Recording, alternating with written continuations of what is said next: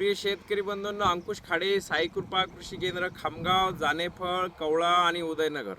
शेतकरी बंधूंनो, मिरची हे जे पीक आहे, उन्हाळ्यात आपल्याला घ्यायचं असेल तर आपल्या काय काय चुका होतात आणि त्या चुका आपण कशा टाळायला पाहिजेत, मी या व्हिडिओच्या माध्यमातून तुम्हाला देत आहे. ही आम्ही 24 फेब्रुवारी 2026ला लागवड केलेली मिरची आहे. आजची तारीख आहे 13, म्हणजे आज 17 दिवस झाले, याला 17 दिवस या मिरचीला झाले.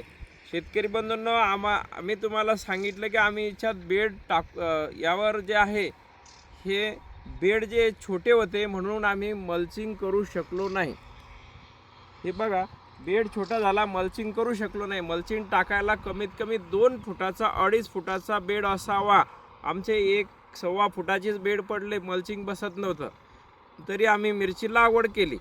तर याच्यात हे बघा, पाणी देताना काय झालं, हे जे पाणी देताना आहे ना, हे जास्त प्रमाणात दिलं, 2 घंटे पाणी दिलं, त्यामुळं काय झालं, हा बेड पूर्ण ओला झाला.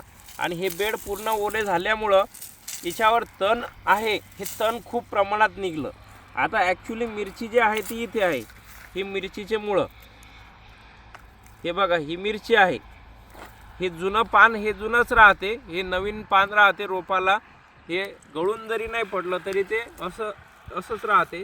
आणि नवीन येणारे पानं हे फ्रेश आलेले आहेत. तुम्ही हे बघू शकता, याला ही पानं फ्रेश आलेले आहेत. आणि याचा स्टम्पसुद्धा आता चांगला झालेला आहे. एक 18 दिवस झाले. हे बघा तुम्ही,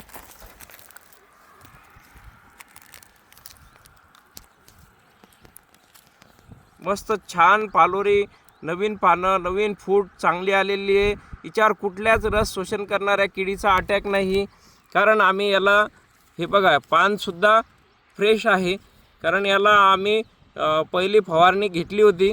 आता दुसऱ्या फवारणीचं सुद्धा याच्यावर नियोजन आहे. कशासाठी? कारण हे फुटवे वाढले पाहिजेत.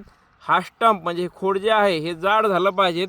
तसंही छान झालं ते जाड, आणि असंख्य पानं याला नवीन आलेले.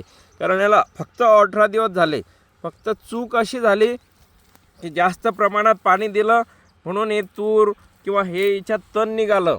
आता याच्यावर आपल्याला तणाचं नियंत्रण जर करायचं असलं शेतकरी बंधूंनो, तर आपल्याला ग्लुफॉसिनेट याच्यावर फवारावं लागेल. पण ते मिरचीवर उडू नाही द्यायचं. म्हणजे मिरचीवर न उडता टोप लावून हे तणाचं नियंत्रण करू शकतो.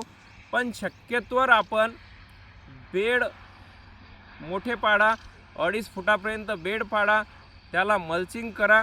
मल्चिंग केली म्हणजे तण राहत नाही, तण निघत नाही. आणि एवढंही नंतर पाणी जास्त प्रमाणात पाणी द्यायची गरज नाही. बघा, आता यावर तण पहा किती निघलं, की दाखवा एकदा हे तण पहा. म्हणजे हा मजुरीचा खर्च एक्स्ट्रा झाला. आणि आपण दिलेले जे अन्नद्रव्य आहे, हे अन्नद्रव्यसुद्धा जास्त प्रमाणात तणच ओढून घेते. ही झाली आमची पहिली चूक, बेड छोटा पडला. दुसरी चूक झाली, मल्चिंग केली नाही. आणि तिसरी चूक अशी झाली की आम्ही जास्त प्रमाणात पाणी दिलं. ह्या 3 चुका आपण शेतकरी बंधूंनो टाळू शकता.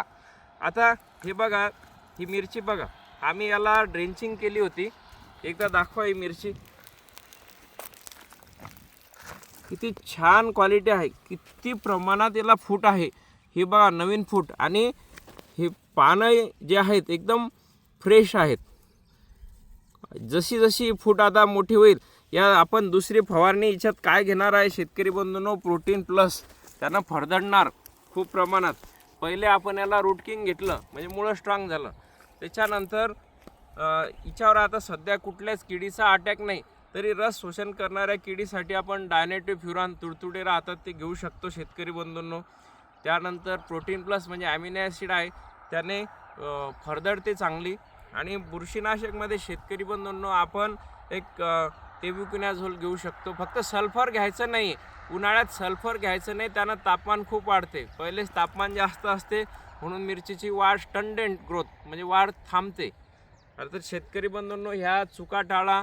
आणि हे आमचं दुसऱ्या फवारणीचं नियोजन आहे, याचे आपण आज 18 दिवस झाले, नंतर वेळोवेळी आपण अपडेट देऊया. धन्यवाद शेतकरी बंधूंनो.